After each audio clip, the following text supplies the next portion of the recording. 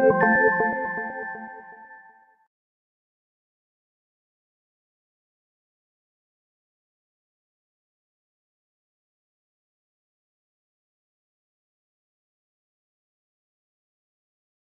guys, Yaza here at freebelledanceclasses.com. So I'm going to be doing some double veil videos soon here. In fact, they're probably already on the website or the YouTube channel if you're watching maybe this video later. But if you've been following me, throughout time, this is probably the first video I'll do about double veil. Well, the first thing before we hit double veil movements, and honestly, if you have done double veil before, most of the double veil, if you have done, just veil movements before, or veil belly dancing before, a lot of the movements you'll see in double veil are not really that hard, but there's very few ones that are like, they are hard, they're beautiful, but they do take some work. So I'll walk you through those, okay? And I'll show you a technique, but trust me, even the most beautiful double veil belly dancers out there, like Petite Jamila, for example, she's like the goddess of double veil, right? She still has to practice, but also she makes a lot of mistakes if you've seen her shows. And, she just kind of lives by the fact that, sometimes I'm just going to screw up. Because a lot of double veil moves are honestly, I'm talking about the harder ones, the ones where you have to show the two veils, especially the ones where you reveal the two veils are very hard, and they're all about momentum, and they're all about right timing. So if you miss the right timing, you're going to screw it up. And no one can predict that. You can work really hard on it, and she does, and all the belly dancers that work with, double veils a lot really work very hard on technique. But when you are doing a performance, timing is everything. It can really make you or break you. So don't make that something that will make you give up, because you can't get the right timing. It's not working out. There are tricks to it, which I'll walk you through, obviously, in every video that you watch for double veil with me. But, I want you guys to accept from the beginning, as you walk into this double veil, world, that there are going to be some mess-ups and there are going to be some mistakes, okay? So let's admit that first, and then let's move on from there. So let me give you some advice first when it comes to double veil. The first thing is, as I said before, a lot of the moves that you can do with just simple one veil, you can't do with double veil, okay? That's the first thing. So don't think that double veil is like you have to learn brand new everything. No, there's very few moves that actually are just for double veil. The second thing is, I really want you to remember, just like with one veil, that all the moves really come from the shoulder. It's very important to remember that. Try not to bend your arms too much, really keep your arms straight, and really work from the shoulder. The reason this is much more important with double veil than it is with one veil is because with double veil you have double the weight. You're actually carrying double the weight on your shoulders. Somebody might be like, well, that's nothing, your veil is pretty light. Not when you work with it for an hour, okay? If you're practicing these moves for a long time, your shoulders are gonna really, really kill you. So if they hurt already with one veil, please make sure that you're ready, you're not sore when it comes to doing two veils, because it's gonna be just the double weight, and that's gonna kind of put a little bit more pressure on the shoulder muscles. So that's important to remember. Get those movements from the shoulders. Please do not get it from your hands or from your forearm. You gotta keep everything straight and generate the moves from the shoulder, okay? When you do it without the veil, it just kind of looks almost like this. Sometimes, it looks a little bit too fast because the veil does make the moves look slower than they are, okay? So I'm gonna walk you through some of those moves without the veil so you can see, obviously, my arms without the veil, and you can see the actual speed. Third thing that's important to keep in mind when it comes to double veil is the material. It's so important to work with a heavy material. I know a lot of belly dancers love veil. You guys all know that about me by now if you have done veil dancing with me before. I'm not a big fan of veil, simply because it's hard to control silk veil. Okay, silk veil is really light, which means that it moves on its own, and you can't really control it very well and make it do what you want it to do, okay? So that is important if you're using one veil, and that's even much more important if you're using double veil. In fact, a lot of dancers that use double veil will never use silk, because silk just kind of moves on its own, and with double veil you really need not just to control the veil, but you also need heavy material so you get the right movement, okay? So it's very important to stick with things like polyester, to get, you know, that heavy fabric.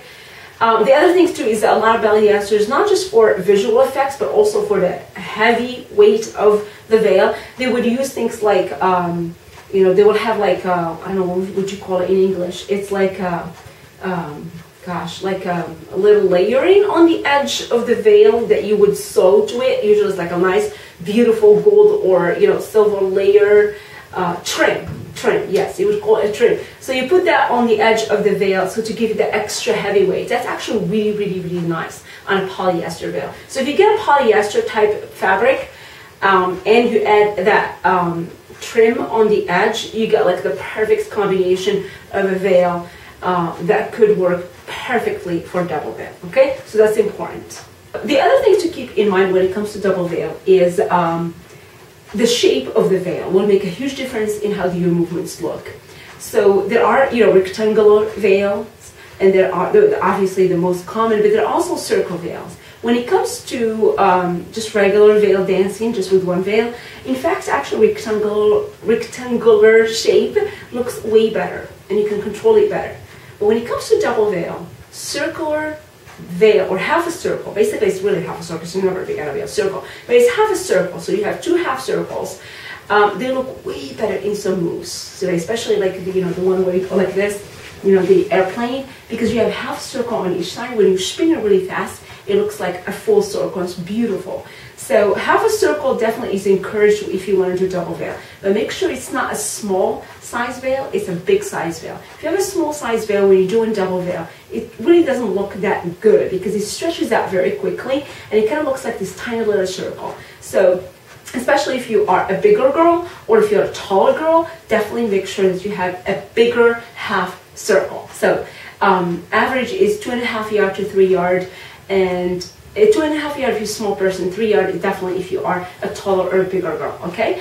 The other thing when it comes to double veil is it's much more important to control the weight of it than with one veil. Definitely it's important with one veil. Obviously, all the time it's important with one veil. But with double veil it's much more important because the weight is everything. What's important here, what I want to tell you guys is make sure that there are no fans around you. I mean, obviously this is so important even with one veil. It's even actually probably more important with one veil because you have lighter weight, which moves faster with the fans.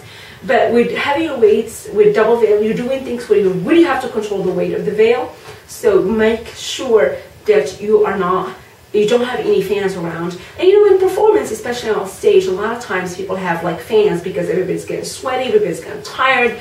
And sometimes you have them like on the edge, you know, especially like if you're performing a show where there's like different styles of dance. So like there's hip hop, Latin, I don't know what else is going on, and then you are just one number, one piece. You know, a lot of times they will have like fans on the side of the stage because they want to cool everybody down on stage, but they don't realize that you as a belly dancer, because you're going to have fans or veil or icy swings, whatever, you know, like this kind of props that move. You don't want to have things like that around. So totally think about that stuff. It's like a little detail, but it makes a huge difference when you are performing on stage. And then the other last advice I want to give you guys when it comes to double veil is make sure that there are so many, by the way, moves that you can do with double veil, right? And spinning is very important in double veil, okay? I mean, there's a lot of movements that you can do with veil when you just have like one veil. But when you have double veil, the most beautiful movements are actually the ones where you do with spinning, okay? And there are some of those movements that will require you to spin faster than others. So make sure that in your performance, when you're doing a double veil performance, that you keep the movements that will make you, dizzier. Keep those to the end, okay? Don't take a movement that will make you like dizzier, like, you know, like the airplane with a double veil, or there's another one that some belly dancers call the flower or the blossom, where everybody has like their own different names. It looks really like a beautiful flower on stage, where you can hold in one veil on one hand, the other veil on the other hand, and you kind of spin really fast. So in a way to keep the veil attached to your body, but the but the upper part of it is not. I'll show you that move obviously in a separate video, but like that one requires you to spin super fast to keep like the nice look of the veil. So that kind of move you will want to keep to the end of your performance. Don't do it before, because if you're going to get dizzy, because you know with veil dancing you move from one move to the other. So you're constantly doing veil, you know, a lot of times, especially when you're doing like veil performance, you know, you want to veil from beginning to the end, right?